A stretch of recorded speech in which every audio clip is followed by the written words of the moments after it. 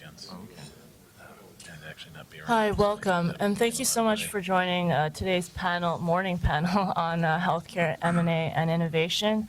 My name is Kimberly Ha. I'm global editor for Biopharm Insight, a part of the Financial Times Group. I guess we'll kick off with speaker bios, starting with Jide Zeitlan, who is founder of the Keffi Group, a private investment firm. From 1996 until December 2005, Mr. Zeitlan was a partner at Goldman Sachs, where he most recently served as Global Chief Operating Officer of the company's investment banking businesses after joining the firm in 1983. Mr. Zeitlan is a chairman of the board of the trustees of Amherst College, serves as a director of the Affiliated Managers Group, and also the Retailer Coach. He also serves as director of Montefiore Health Systems.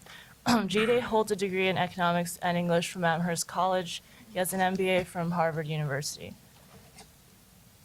And to the second speaker, Jonathan Silverstein is a general partner at OrbiMed, the world's largest asset management firm solely focused on healthcare, with over $6 billion in assets under management.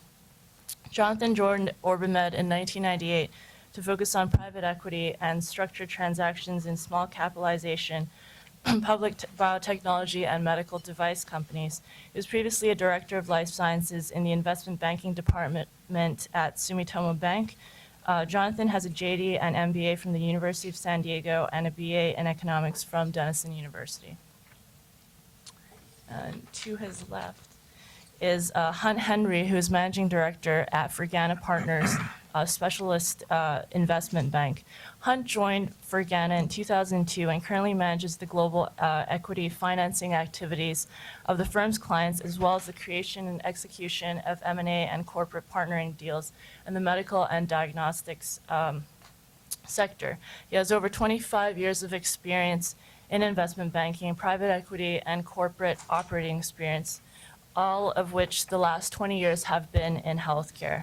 He has spent 5 years in the biomedical industry with Instrumentation Laboratory, where he was managing director for worldwide corporate finance. He has also led the raising and investing of over $4 billion in capital in support of corporate development, M&A, principal investing, and IPO activities. Paul, who is the lawyer on today's panel, is a partner in the corporate department at Proskauer. He is a leader in the life sciences group in New York City, and he has over 20 years of transactional experience in mergers and acquisitions, representing clients in a broad range of transactions and industries. Paul has unique experience representing medical device companies from the formative stages through late-stage financings, and has helped to navigate these companies through broad-ranging strategic alternatives. He is also amongst the leading U.S. attorneys representing Israeli technology companies, U.S. and European investors in Israeli companies, and the technologies developed there.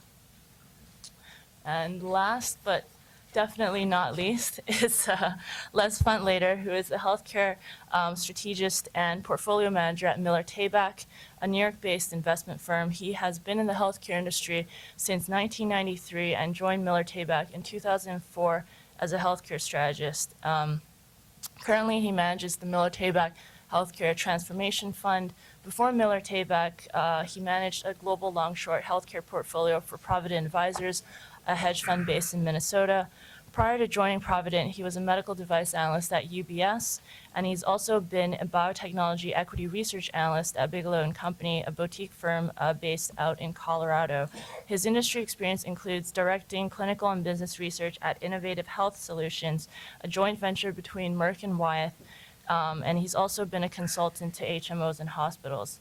He's also the author of Healthcare Investing, published by McGraw-Hill in January of 2009, and he holds a Master of Public Health from Columbia and a BA from Tulane. And I guess with that, I wanted to give everyone sort of a brief overview to today's panel and hopefully open up the floor for Q&A in the last 30 minutes of this session.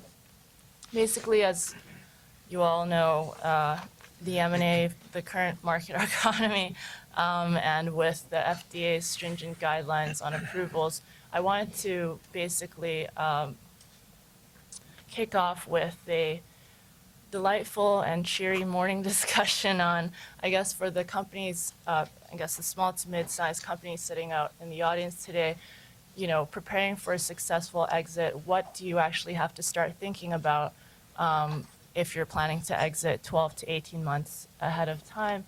And also maybe talk a little bit about the current trends ongoing in the healthcare sector, and basically how can companies best prepare themselves for a successful exit. And with that,